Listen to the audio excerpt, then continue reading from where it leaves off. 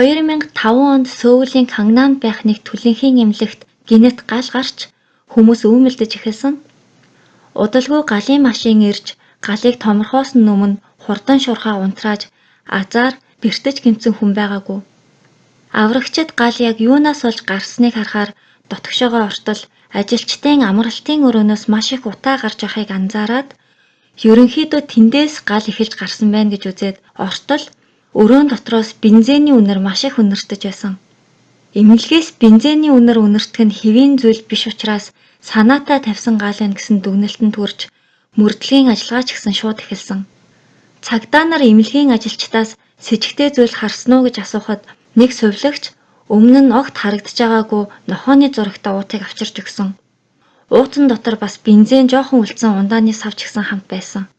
Ингээд бүх зүйл ойлгомжтой болсон учраас уутыг эргүүлж тойруулж үзэхэд уутны доор нь үйлдвэрлэсэн үйлдвэрийнх нь утасны дугаар байхыг хараад цагдаа нар шууд залгаад энэ уутыг ямар газруудад нийлүүлдгийг асуусан. Ингээд уутны мөрөөр эмнэлгийн ойролцоох тэр 24 цагийн дэлгүүрүүдийн хяналтын камерыг шүүхэд ганцхан газар л тэр уут зарагдсан байсан. Бүр гал гардаг өдрийн үүрээр 167 орчим сантиметр өндөртэй залуухан эмэгтэй худалдаж авсан нь камерын бичлэгт гардаг. Бас тэр эмэгтэй дэлгүүрийн хажуу талын бензин колонкоос бензин савнд хэлгүүлж авсан нь ч гэсэн бүгд баримтаар нотлогдсон. Эмэгтэйг хинбэ гэдгийг нь яаралтай тодорхойлж шуурхай баривчилсан. Цагдаа нар эмэгтэйг хараад хамгийн анх төрсөн сэтгэгдэл нь үнэхээр хөөрхөн дээд зиндааны эмэгтэй шиг санагдсан гэдэг. 1976 онд төрсөн тухайн үед 29 настай Ом Инсүг гэдэг эмэгтэйсэн. Энэ эмэгтэй нүүр нь ил гарсан зураг албан ёсоор цацагдаагүй. Гэхдээ ойрын таньдаг хүн нь энэ эмэгтэйг нэг жүжигчэнтэй их төстэй гэж ярьсан цуурхал байдаг юм байна. Тэгээд та нарыг ч гэсэн сонирхох байх гэж бодоод тэр жүжигчнийхэн зургийг оруулжээ. Энэ эмэгтэй баригдаад байцаагчийн асуултанд хариулахгүй олон цаг гараараа оролдож доошоо харж сууж яснаа. Шалан дээр урсах өөрийнхөө шээсийг хоёр тал руугаа өнгөж харж яснаа. Гинэт татаж ухаан алдаж унсан. Цагдаа нар сандралдаж эмнэлэгт хүрэхэд эмчнэр үзээд ямар нэг асуудал байхгүй байна уулзаж олноо гэж хэлдэг. Ом Инсүг цагдаа нарт анх удаа амнээж яагаад гал тавьсан талаараа хэлэхдээ дүрэлзэж байгаа галын дундаас миний охин харагддгиймаа гэж хэлсэн. Энэ эмэгтэй 8 жилийн өмнө 21 настайдаа анх хүнтэй сууж хөөрхөн охинтой болсон. Гэтэл нэг өдөр 3 настай ахтай охин нь ширээн дээрээс унаж толгоон дөргөөд эмнэлэгт шууд түргэгдсэн боловч харамсалтай нас барсан. Охиноо чандралсан өдрөөс хойш албаар гал гаргах гээд байдаг зуршилтай болчихсон гэж бол өөрөө хэлсэн байдаг. Цагдаа нар шалгаад үзэхэд үнэхээр охинтой охин нь нас барсан гэд энэ эмэгтэй хэлсэн зүйлс нь үнэн байсан. Бас дээрэс нь одоо нэг хүүтэй өвчтөө хүүгээ асрах ёстой учраас эмэгтэйг хорихгүйгээр гадуур байцаая гэж шийдээд эмэгтэйг шууд тавьж явуулсан байгаа. Хэдэн өдрийн дараа цагдаагийн газар нэг эрэгтэй хурж ирээд манай эгчийг хариуцаж байгаа байцаагч нь хинбэ уулзах гэсэн юм аа гэхэд тэнд байсан мөрдөгчд нэг нэгээрээ шалтак хэлээл гарахыг оролдож байсан. Яагаад гэх юм бол бүгд л энэ залууг манай эгч үнэхээр ийм зүйл хийх хүн биш ганц удаа харж үзээч гэж гуйх гэж ирсэн гэж бодсон. Гэхдээ бодсноос эсрэгээр энэ залуу юу гэж хэлсэн бэ гэхээр манай эгчийн эргэн тойрны хүмүүс бэртээд эсвэл үхээд авах юм аа. Та нар манай эгчийг нарийн сайн шалгаад өгөөч гэж гуйдаг. Мөрдөгч гайхаад чи над хэлж байгаа зүйлээ цаасан дээр бичээд үлдээ гэхэд залуугийн бичсэн зүйл нь юу байсан бэ гэхээр эгчийнх нь анхны нөхөр бас охин нь хоёулаа нас барсан. Дээрээс нь хүүгийнх нь аав болох хоёр дахь нөхөр нь ч гэсэн адилхан нас барсан. Яаж ч утсан эдгээр өхлүүд манай эгчтэй холбоотой юм шиг байна гэсэн зүйлийг бичсэн байсан болохоор цагдаа нар энэ мэдээллийг хүлээж аваад хамгийн түрүүнд хоёр дахь нөхрийнх нь төрсөн эгчтэй уулзаж бэр байсан Ом Инсүг яг ямар хүн байсан талаар асуухад үнэхээр ээлдэг ээж болон гэрийнхэнд минь маш сайн ханддаг баяр ёслолын үеэр амттай хоол хийж авчирдаг мундаг бэр байна гэж тэр үедээ боддог байсан гэсэн бол хоёр дахь нөхрийнх нь найз нь хэлэхдээ яаж аваад миний найз ийм алдартай их сургууль төгссөн баян айлын охинтой суучдаг байна атаархмаар юмаа гэж хоорондоо ярих хэмжээнд Ом Инсүгийг бараг л сахиусан тэнгэр гэж үнэлдэг байсан байгаа. Энэ эмэгтэй өөрийгөө гадаадад сурч төгссөн багш мэргэжилтэй, төрсөн ах нь цэргийн сургуульд том албан тушаалд ажилладаг. Эрэгтэй дүү нь Америкт сурдаг. Бас аав нь 1 тэрбум воны хөрөнгийг өвлүүлээд нас орсон гэж бусдад хэлж итгүүлдэг байсан байгаа. Сайхан сэтгэлтэй, хөөрхөн, баян гэд бараг л төгс хүн байсан. Хажууд нь нөхөр нь энгийн нэг компани ажилтан байсан учраас өөрийнх нь амьдрал дахиж хизээч юм хүн олдохгүй гэж боддог байсан байгаа. Хоёр дахь нөхрийн талынхан шууд л хурмаа хийхийг хүссэн. Гэхдээ ом инсүг ээж маань Америкт байгаа болохоор ирэхээр нь хийе гэж хойшлуулад эхний ээлжинд хамтдаа амьдрахаар олцгаасан. Хамт амьдарч эхлээд ойролцоогоор 6 сарын дараа нөхөр нь гэртээ 0 орох гэж аваад гинт толгой нэргэж ухаан алдаж унсан. 184 см өндөртэй том битэй хүн байсан болохоор ингэж унахдаа ахар сүлээ жоохон гимтээсэн. Ом инсүг нөхрөө маш сайн асарч байсан болохоор удалгүй нөхөр нь эдгээд эмнэлгээс гарахаар болдог. Гэтэл сар ч хүрэхгүй хугацаанд нөхөр нь дахиад эмнэлэгт татсан. Энэ удаад нөхрийнх нь эгчийн хэлснээр бол дүүн унтаад сэртэл хоёр нүд нь хавдаад нээгдэхгүй маш их өвдөж байсан болохоор эмнэлэгт очиж харуултал хоёр нүдэнд нь нэг жижиг нүх үүсчихсэн хараагүй болсон байна гэж хэлдэг. Гэхдээ эмнэлгээс шалтгааныг сайн тодорхойлж чадаагүй ямартай ч нүдний эсүүд өрөвсөж нүх үүссэн бололтой гэж тамгалж байсан. Нөхөр нь яагаад тэгж нам унтснаа бас юу ч санахгүй байгаагаа ойлгохгүйсэн. Ийм хэцүү үед ом инсүг нөхөртөөгөө байн хамтайж хажуунаас нь асарч сувилж бас нөхөртөө хурдан идгээд эмнэлгээс гарахаараа хамтдаа зугаалъя гэд хараагүй болсон нөхөртөө машин авч өгсөн. Тэр үед нөхөр нь бас нөхрийнх нь гэрийнхэн нь ом инсүүгийн өмнө буруутай юм шиг санагддаг байсан гэдэг. Яагаад гэвэл ийм сайн эмэгтэйг хурмын ордон руу хөтлөөд дагуулж орхосоо өмнө юун ч мэдгэдэггүй өрөвслээс болоод хоёр нүдээ алдсан болохоор өөрийг нь хайж явах байх гэж бодож итэл ом инсүг хоёулаа гэрлэлтэд батлуулъя гэснээр тэр хоёр албан ёсоор эхнэр нөхөр болж удаачгүй ом инсүг хүүгээ тээснээ мэдэж нөхөр нь маш ихээр баярлсан. Гэтэл эмнэлэгт байгаа нөхрийнх нь би улам мууцаар бүх биеэр нь идээтэй яр шарах гарч биеийг хөөж нас орсон байгаа. Задлан шинжилгээгээр гадны ямар нэгэн нөлөөгүй арсны өрөвчлөөсөө болж нас орсон гэж үздэг. Нөхрийнхөө оршуулгыг дуусаад ом инсүг маш их шаналж хийхээр төлөвлөж ясан хурмаа нөхрийнхөө сүнстэй хийхээр шийдээд энэ хурмандаа нөхрийнхөө гэр бүл найз нөхдүүдийг урьсан. Ер нь бол дээр үед дайнд сүд залууга алдсан эмэгтэйчүүд ихэвчлэн иймэрхүү төрлийн хурмыг хийдэг гэсэн юм шиг байгаа. Тийм болохоор нас орсон нөхрийнх нь гэр бүл найз нөхд нь бүгд л ом инсүг ямар үнэнч мундаг эмэгтэй вэ гэж бахархаж хинч тэрнийг нөхрийнх нь хүлд сэжиглээгүй. Цагдаа нар энэ хүртэл олж мэдээд эмэгтэйг маш их өрөвдсөн бид нар арай гимгүү хүнийг сэжиглээд байгаа юм биш үстэй гэж эргэлзэж эхэлсэн байгаа. Гэхдээ ом инсүүгийн анхны нөхрийнх нь эмнэлгийн түүхийг олж үзээд цагдаа нарын энэ бодол юучгүй алга болсон. Анхны нөхөр нь ом инсүүхтэй 4 жил хамт амьдрахдаа 10 гаруй удаа эмнэлэг твцсэн байсан. Хамгийн амар нь эмнэлэг твтэх болсон шалтгаан нь хоёр дахь нөхрийнх түн нь яг адилхан. 2 удаа ухаан алдаж унсан. Гэхдээ бас юу ч санахгүй байгаа. Унтаж сэрээд хараагаа алдаж сохорсон байсан. Санаж байгаа зүйл бол бас л юу ч ахгүй. Ом инсүг нөхрөө өөрөө өөрийнхөө нүдийг сохолсон гэж хэлсэн байсан. Нөхөр нь ч гэсэн юу ч санахгүй байгаа болохоор эхнэрийнхээ энэ үгэнд итгэхээс өөр аргагүй байсан. Ом инсүг хэлэхдээ охин маань 3 настайдаа өнгөрснөөс хойш манай нөхөр архинд орж хид хідэн удаа амиа хорлохыг завцсан. Бас хид хідэн удаа өөрийнхөө гизээг хутгаар зүссэн гэж эмч нарт болон анхны нөхөртөө хэлж итгүүлсэн байгаа. Гол нь анхны нөхөр нь арх уугаад согтгороо дараа нь юу осноо юу ч сандгүй юм байсан байгаа. Тэгээд энэ анхных нь нөхөр нь ч гэсэн идээтэй яр шархандаа баригдаад биеийг хавгансаар агаад эцэст нь амиа алдсан. Энэ бүх зүйлийг мэдээд цагдаа нар эмэгтэй дээр очиод таныг хүн амны хэргийн сэжигтнээр татлаа гэж хэлж дуусаа үгүй юу? Ом инсүг дахиад ухаан алдаад унтсан.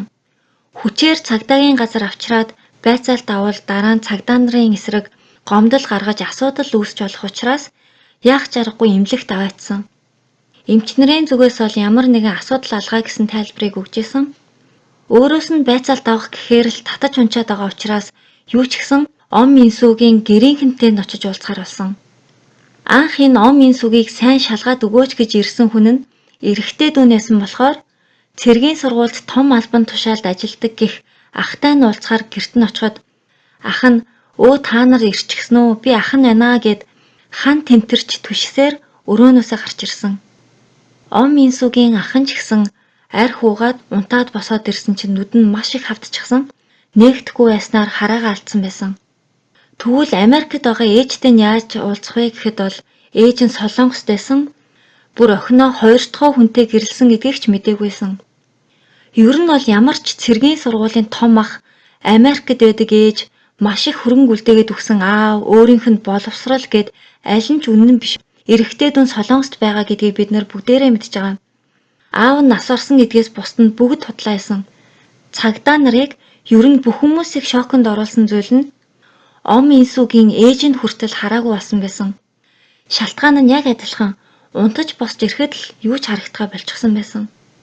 Бүгд юу ч санахгүй байгаа болохоор яагаад ийм болсноо хэн ч хэлж мэдэхгүйсэн. Ээж ах хоёрын санаж байгаа нэг зүйл нь хамгийн сүүлд Ом Инсүүхтэй хоёулахнагаа байсан байгаа. Ээжтэйгээ хоёулахнагаа байхдаа ээжтэй анарын шүүхс өгсөн бол ахтайгаа хоёулаа байхдаа ногоон чавганы арх өгсөн байгаа. Ах нь дүүгээ тэр үедээ энэ хэрэгт нэг ч сэжиглэж үзээгүй гэдгээ хэлдэг. Бид нар энэ Ом Инсүүхтэй холбоотой хэргийг эхнээс нь бүгдийн нэг дор ярьж байгаа болохоор хэрэгтэн хинбэ гэдэг нь биднэрт ойлгомжтой харагдаж байгаа боловч тухайн үеийн тэр хүмүүсийн өнцгөөс харвал Ом Инсүүгийг сэжиглэх нэг ч хүн байхгүйсэн. Цагдаа нар эмэгтэй дээр очиж албан ёсоор баривчлахдаа одоо ухаан алдаж унаад хэрэггүй жүжиг гэдгийг чинь мэдж байгаа болохоор дахиж биднэр битгий даажигнараа гэж сануулга өгсөн. Энэ эмэгтэй өөрийнхөө хийсэн хэрэгүүдийн ихэнхийг хүлээн зөвшөөрсөн. Хоёр нөхөр нь ухаан алдаж унаад байсан нь Ом Инсүүг нөхрөөддөө янз бүрийн им уулгаад ухаан нь самуурч манарч эхлэх үед нь араас нь түлхдэг байсан. Бас хохирогчдод их хэмжээний нойрны им уулгаад нам унтсныхан дараа зовхын нээж агаад нүдийн зүгээр хатгадаг байснаа ч хүлээдэг. Бүгд эмд мансуурсан байсан болохоор юу ч санахгүй нь аргагүй байсан. Анхны нөхрийнхөө гизийг хутгаарч уссан хүн бол бас л Ом Инсүүг. Энэ бүх аимшигтай гэмт хэргийг хийх болсон хамгийн гол шалтгаан нь мөнгө байсан. Гэр бүлийн гишүүдийнхээ гэмтэл бэртлийн даатгал, ослын даатгал, амь насны даатгал гээд нийт 4 тэрбум 60 сая вонны даатгалын мөнгийг авсан нь илэрдэг. Тэр 2000 оны эхэнд энэ мөнгө бол одоогийн 10 тэрбум вонтой тэнцэх хэмжээний маш их мөнгө байсан байна. Бас энэ нэмэгтэй өмнө нь даатгалын компанид ажилладаг байсан болохоор яаж даатгалаас мөнгө салгаж болох мөн хүн хараагаа алдсан тохиолдолд даатгалаас болон улсын тэтгэмжийн сангаас хэр их мөнгө орж ирдэг вэ гэдгийг маш сайн мэддэг хүн байсан. Тийм болохоор хурмаа хийхээсээ илүү гэрлэлтэд шууд батлуулахаар яарч байсан нь бол тийм учиртай. Ом Инсүүгт хохирогчдын нас орсны бичиг өмнө нь маш олон эмчилгээ хийлгэжсэн бүртгэл хинэн ч нас орчихлаа хараагүй болчихлоо гэж гомдол гаргаж мөрдөгдөөгүй хэрэгүүдсэн болохоор даатгалаас мөнгийг өгөхгүй байх шалтгаан байгаагүй. Одоо л хизээч даатгалаас иймэрхүү байдлаар мөнгө салгах боломжгүй бүх зүйл нарийн болсон. Энэ их мөнгөөр яг юу хийсэн, яагаад ийм их мөнгөний хэрэг гарсан бэ гэж асуухад Ом Инсүүг маш хэцүү мартахыг хүссэн зүйлс маш их байсан болохоор нэг таньдаг эгчийнхээ зааж өгснөөр хар тамхи хэрэглэж эхэлсэн. Хар тамхи авахын тулд мөнгө хэрэгтэй байсан гэж хариулдаг. Энийг сонсоод цагдаа нар шууд үснээс нь шээснээс нь шинжилгээ авахд ямар ч хар тамхины төрлийн бодис илрээгүй. Бүх хэрэгээ хүлээснийхээ дараа ч гэсэн дахиад худлаа ярьсан байсан. Энэ их мөнгө яагаад хэрэг болсон, энэ яг ямар хүн бэ гэдгийг таньдаг нэг хүнийх нь хэлсэн ганцхан жишээгээр тайлбарлая. Нэг өдөр Ом Инсүүг зутан шүл идэхийг маш их хүссэн байгаа. Таньдаг хүн лүгээ залгаад хаа хол сөүлд байдаг ийм нэртэй газраас зутан шүл аваад манай гэрт хүргэж өгчөөд явчих болох уу? Гарын мөнгө өгөө гэж хэлсэн байсан. Бас такси явуулъя ч гэж хэлсэн. 6000 вонны үнэтэй зутан идэхийн тулд таксины мөнгө 110,000 вон гараад дээрээс нь зараалт нь явж өгсөн хүндээ гарын мөнгө нэмж өгсөн. Идэхийг хүссэн хоол авахыг хүссэн зүйлээ хичнээн үнэтэй байсан ч заавал авч яж салдаг. Амьдралынх нь утга учир нь үнэтэй зүйлс авч мөнгө өрөх байсан. Бас цүнхэндээ хэдэн сая воны бэлэн мөнгийг хийгээд хэрэгтэй үедээ гарч ирээд мөнгийг зүгээр л цацдаг байсан. Иймэрхүү байдлаар тэр олон тэрбум даатгалын мөнгийг бүгдийг нь үрсэн байгаа. Шоронд ороод хариуцсан мөрдөгчдөө өгсөн захиан дээрээ бүр брендийн заагаад ийм дотор хувцас шүдний сойз оо алчуур зэргээр хангаж өгнө. Эдгээр брендийнх биш л бол өөр юм хэрглэж чадахгүй гэсэн байсан. Мөрдөгч нь мэдээж захаас бүгдийг бөөндөж аваачаад өгсөн байдаг. За энэ бүх үнэн ил олсны дараа нөхрүүдийнх нь ар гэрийнхэн бас өөрийнх нь төрсөн ээж ах нь яг ямархуу байдалд орсныг бол үгээр юу гэж тайлбарлахаа сайн мэдэхгүй байна. Төрсөн ах нь ярихдаа зүгээр л байгаа бүх хөрөнгийг минь хоослоод биеийг минь л эрүүл үлдээч гсэн байсан бол яаж игээд ээжигээ аваад явчих байсан. Үнийг хэлэхэд үнэхээр алчмаар санагдаж байгаа ч гэсэн нөгөө талаараа тэгсэн ч гэсэн миний дүү шүү дээ гэсэн бодол төрж байна гэж ярьсан байсан. За энэ хүртэл бол хэдий аимшигтай ч гэсэн эдгээр хэргийг мөнгөнд нүдэн сохроод хийсэн байна гэж бодоход одоо ярих гэж байгаа зүйлийг бол үнэхээр ойлгох боломжгүй зүйлс байгаа. Энэ туршлагатай мөрдөгчд энэ хэрэг цуврал алуурчны хэрэгээс ч илүү хүнд ойлгох боломжгүй анхны бас сүүлийнх нь хэрэг байсан гэдэг. Хоёр дахь нөхөр нь нас орсны дараа ом инсүг хүүгээ дагуулад төрсөн ээжиндээ ирж ах ээж хоёртойгоо хамт амьдрахаар болсон.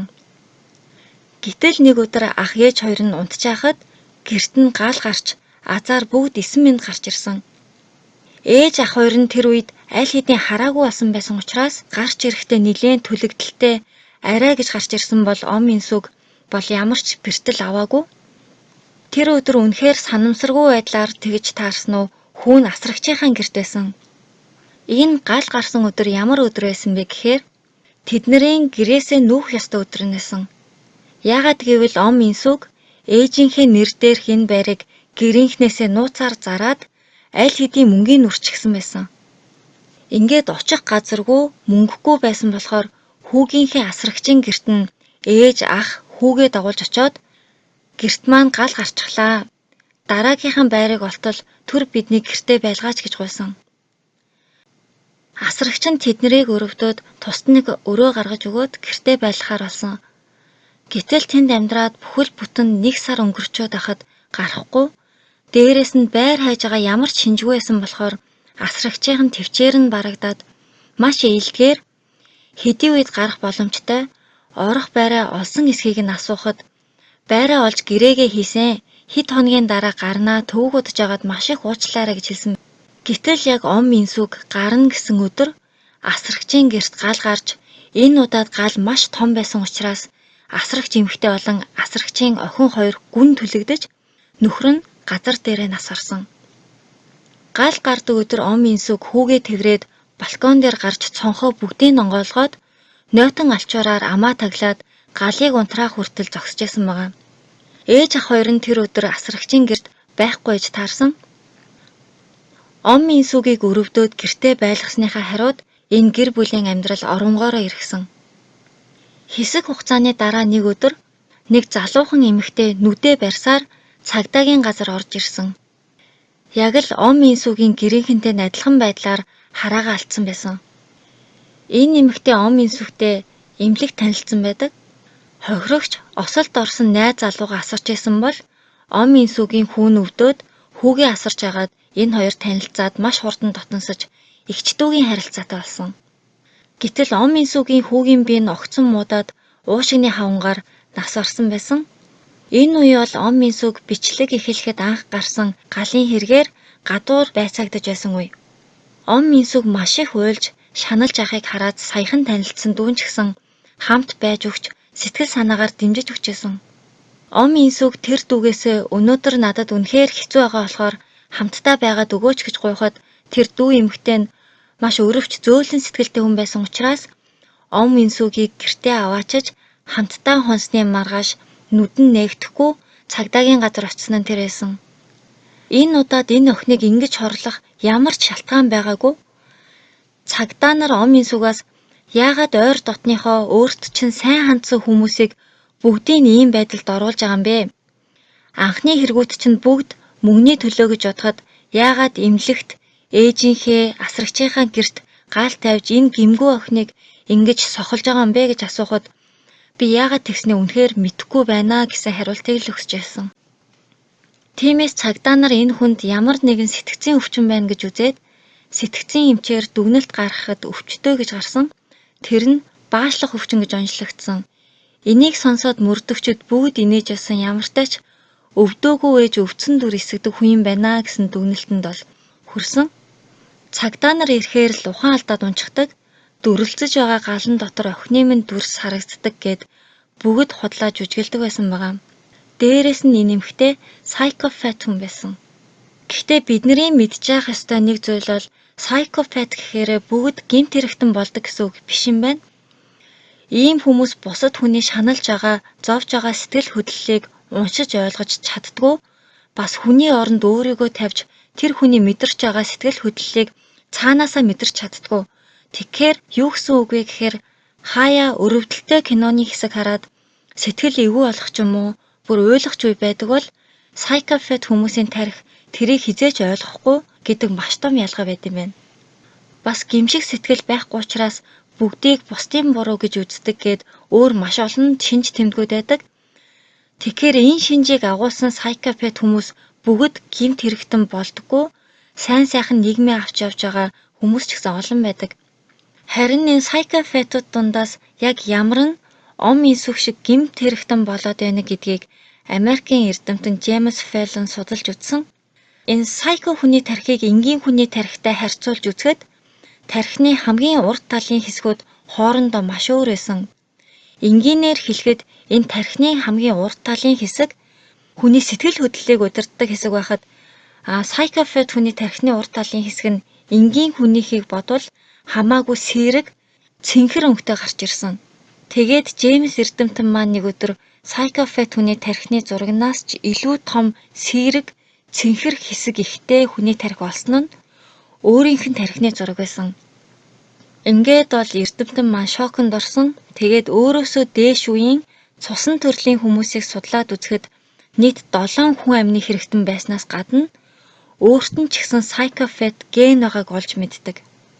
Тэгэхээр энэ эрдэмтэн psychopath тархитай, psychopath гентэй тэгсэн мөртлөө эрдэмтэн болоод асуудалгүй сайхан амьдарч байгаагаа гайхаад олон жилийн судалгааны үр дүнд олж мэдсэн зүйл нь 3 хүчин зүйл нэг дор бүрдэх юм бол тэр psychopath хүн алуурчин эсвэл гэмтэрэгтэн болох өндөр магадaltaйг нотолсон.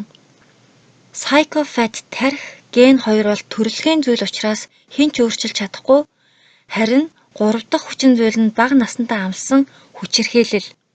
Бие махбод сэтгэл зүйн ямар ч хүчирхийлэл байж болно. Энэ 3 хүчин зүйлийн нэг нь л байхгүй бол тэр psychopath хүн гэмт хэрэгтэн болохгүй, энгийн амьдралаар амьдрнаа гэсэн онол байсан. Джеймс Фэллон эрдэмтэн маань хүчирхийлэлгүй 50 гэр бүлд өсөж хүмүүжсэн хүүхдээсэн учраас гэмт хэрэгтэн биш, эрдэмтэн болсон байна гэж үзэж болно. Ерөнхийдөө ийм эрдэмтний судалгаа байдаг гэдгийг та нартай хэлхийг хүссэн. Гэхдээ бүх зүйлийг баттай гэж хэлж болохгүй. Энэ 3 шинжийг бүгдийг нь агуулсан мөртлөө гэмт хэрэг хийхгүй сайхан амьдарч байгаа хүн энэ олон тэрбум хүмүүсийн дунд байж л таараа. Эсвэл ямар ч psychopath биш мөртлөө өөрийнхөө дур хүслийг сонгоод гэмт хэрэг хийж байгаа хүмүүс ч гэсэн байж л байгаа. Тиймээс эргээд ом инсүгийнхээ хэрэгт орцгоё. Энэ 3 шинж тэмдэг бүгдээрээ ом инсүхт бол байсан.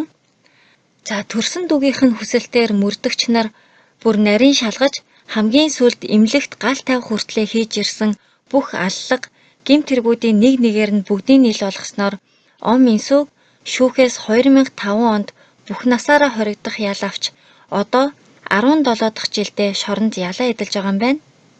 Одоо бол 46 настай эмэгтэй байдгийн байна. Энэ хүртэл сонссон та бүхэнд маш их баярлалаа. Бичлэгтэй холбоотой ямар нэгэн санал сэтгэгдэл байвал комент хэсэгт бичиж үлдээгээрэй. Дараагийнхаа бичлэгээр уулзтлаа. Түр баяртай.